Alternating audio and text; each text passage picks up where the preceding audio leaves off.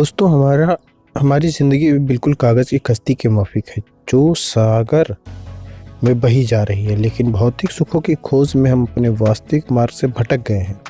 इस स्वप्निल संसार की क्षणभंगुर सुखों की आकांक्षा ने हमें भ्रमित कर दिया है। अतः हम भूल गए हैं कि हमारा जीवन क्या है, इस जीवन का सत्य क्या है।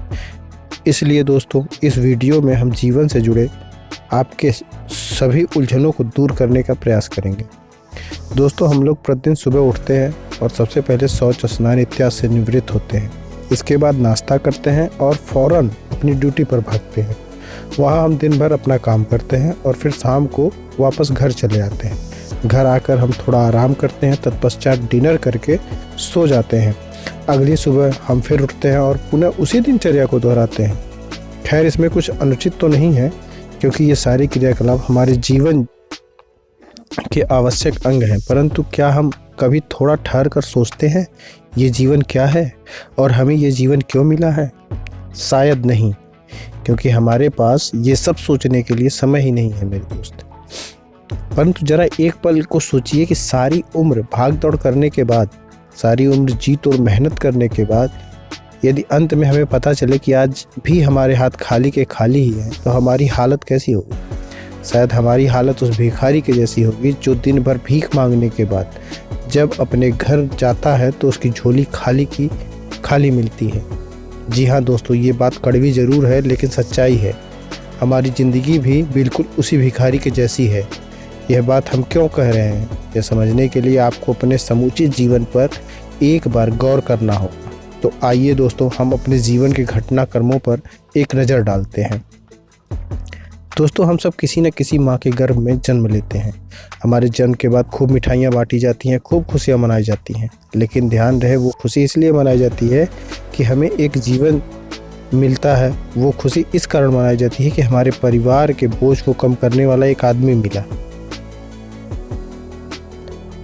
मिल जाता है। इसलिए हमारे परिवार अथवा समाज में लड़की पैदा होने पर उतनी खुशी नहीं मनाई जाती जितनी कि एक लड़के के पैदा होने पर बाद मनाई जाती, क्योंकि आज भी हमारे समाज में लड़कियों को बोझ माना जाता है। खैर, हम सुनहरे बचपन का आनंद लेते हुए धीरे धीरे बड़े होने लगते हैं। बचपन के दिन हमें बड़े सुहावने लगते हैं, क्योंकि उस वक्त हमारे मन में कोई दुर्भावना, कोई विकार नहीं होता मेरे दोस्त। लेकिन हमारे बचपन की खुशियों को ग्रहण तब लग जाता है जब हमें स्कूल नाम के जेल में भेज दिया जाता है। आजकल के स्कूलों को हम जेल इसलिए कहते हैं दोस्त, क्योंकि वहाँ हमें जीवन की वास्तविकता से जुड़ी बातें नहीं सिखाई जाती। वहाँ हमें सांसारिक वस्तुओं का गुलाम बनाया जाता है। वहाँ हमें मनुष्य बनना नहीं सिखाया जाता, वहाँ हमें केवल एटीएम मशीन बनाया जाता है। हमारे परिजन भी हमें स्कूल इसी उद्देश्य से भेजते हैं कि हम पढ़ लिख कर किसी उच्च पद को प्राप्त कर सकें और अधिक से अधिक धन कमा सकें। बहरहाल, जब तक हम स्कूल से निकलते हैं तब तक युवा हो चुके होते हैं। अतः हमारी शादी कर दी जाती है। शादी होने के बाद पत्नी घर आती है और उसके कुछ ही महीनों बाद बच्चे भी आ जाते हैं।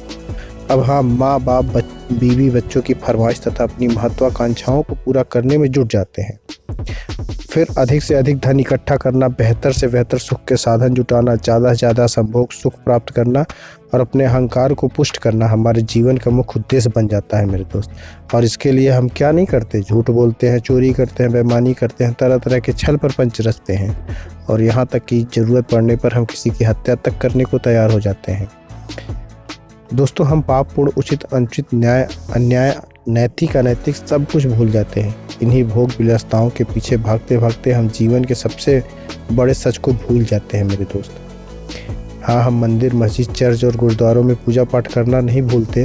हम कभी कभी दान पुण्य, यज्ञ अनुष्ठान, गंगा स्नान और तीर्थाटन भी करते हैं, अर्थात अपने पापों को छुपाने के लिए धार्मिक होने का ढोंग भी करते हैं मेरे दोस्त। और यही सब करते करते हम कब बूढ़े हो जाते हैं पता ही नहीं चलता। हमें इस बात का पता तब चलता है जब हमारी ही शरीर हमें धोखा देने लगती है, जब हमारे प्यारे बच्चे हमें ही अनदेखा करने लगते हैं और एक दिन जब अचानक मौत हमारे सामने आकर खड़ी हो जाती है तो हमारे बीवी बच्चे, रिश्तेदार सब पराये लगने लगते हैं। तब हमें एहसास होता है कि ज़िंदगी भर भागे और कहीं ना पहुँचे। तब हमें एहसास होता है कि ज़िंदगी भर मेहनत करने के बाद भी हमारे हाथ खाली के खाली ही हैं। उस वक्त हम सोचते हैं कि काश हमें एक और मौका मिल जाता और हम अपने अतीत में जाकर अपनी गलतियों को सुधार पाते हैं। मगर अफसोस की बात यह है दोस्त कि मौत हमें एक पल भी ज़्यादा नहीं देती। उस वक्त हमारे मन में जो अफसोस होता है, जो दुख होता है, जो दर्द होता है, उसके आगे मौत का दर्द भी फीका पड़ जाता है। दरअसल मौत का दर्द तो सिर्फ लोगों को डराने के लिए होता है, असली दर्द तो हमारे जीवन का अधूरापन ही देता है मेरे दोस्त। सबसे कष्ट तब होता है जब हमारे अतीत के बुरे कर्म ही देते हैं। यही दर्द शायद हमारे जीवन की कहानी का दुखद अंत भी होता है मेरे दोस्त।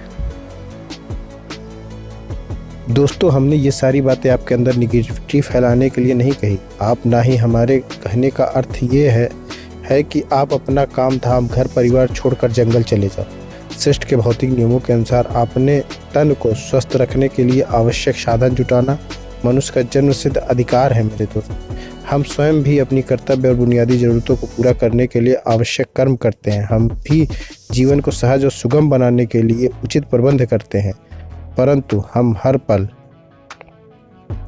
जागरूक और सजग होकर जीवन के सच को जानने का प्रयास करते रहते हैं मेरे दोस्त। और हमने आपको भी वही सच्चाई बताई है जो हमने अनुभव किया है, जो हमने महसूस किया। हालांकि आपकी तरह हम भी बरसों से सोए हुए थे, परंतु अब हम जग गए हैं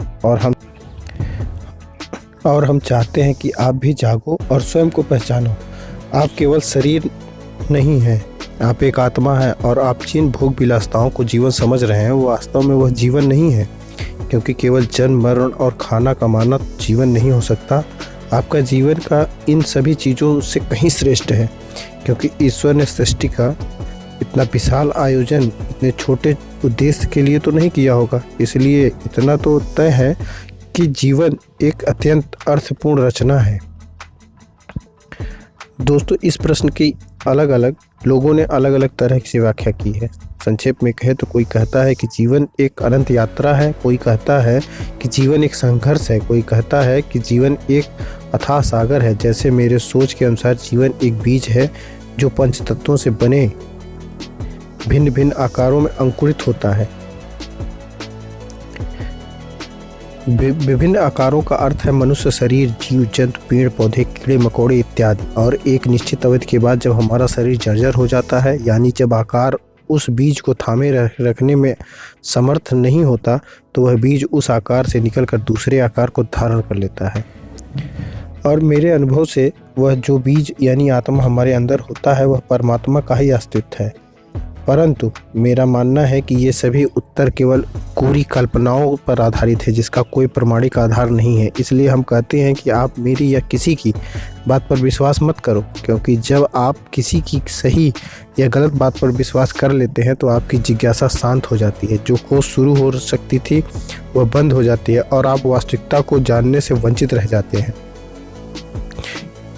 ईमानदारी से कहें तो हम भी जीवन के इस रहस्य को नहीं जानते। हालांकि हम भी अपने अनुभव के आधार पर लंबे लंबे व्याख्यान ही दे सकते हैं, मगर यह तो वही बात हुई कि फल खाए कोई और हम फल के स्वाद का वर्णन करें। जीवन के इस रहस्य को बुद्ध, महावीर, कबीर, मसूर और ओशो जैसे कुछ गिने चुने लोग ही जान पाए हैं। और वास्तव में वे लोग जो जीवन को महत्वपूर्ण को पूर्णतः जान सके हैं, वैसे हम भी जीवन के इस रहस्य को जानने का प्रयत्न कर रहे हैं। और अभी तक इतना तो जान लिया है कि जीवन अभी और यही आपके भीतर उपलब्ध है, अतः इसके बाहर खोजना व्यर्थ है। इसे जो केवल जानना है, हमें समझना आ गया है कि जीवन सांसारिक भोग विलास के पीछे भागने की नहीं, वरन साक्षी भाव से में है, अपने भीतर शून्य हो जाने में है। जीवन तो स्वयं को जान लेने में है जो आप हैं। इसलिए हम स्वयं को भीतर से जानने का प्रयास कर रहे हैं और आप से भी कहते हैं कि आज और अभी से होशपूर्वक जीना शुरू करो। आप अपनी दिनचर्या से थोड़ा समय निकाल कर अपने भीतर उतारो और अपने भीतर मौजूद जीवन को जानने का प्रयत्न करो, क्योंकि इस प्रश्न का उत्तर आपको और कोई नहीं दे सकता। इसे तो आपको स्वयं ही खोजना होगा। हम भी इस दिशा में आगे बढ़ रहे हैं और हमें जो भी अनुभव होगा हम आपको बताएंगे। दोस्तों, इस वीडियो को देखने के लिए आप सभी का बहुत बहुत धन्यवाद और आप अपने जीवन की खोज के लिए लग जाओ दोस्तों। तो दोस्तों ये थी मेरी आज की वीडियो, जिसमें मैंने आपको बताने का प्रयास किया है कि जीवन क्या है और इस जीवन का सत्य क्या है। दोस्तों ये वीडियो कैसी लगी हमें कमेंट करके बताएं, और आपको किस टॉपिक पे वीडियो देखना अधिक पसंद है ये भी कमेंट करके बताएं। तो मिलते हैं दोस्तों अगली वीडियो में, तब तक के लिए जय हिंद, जय भारत।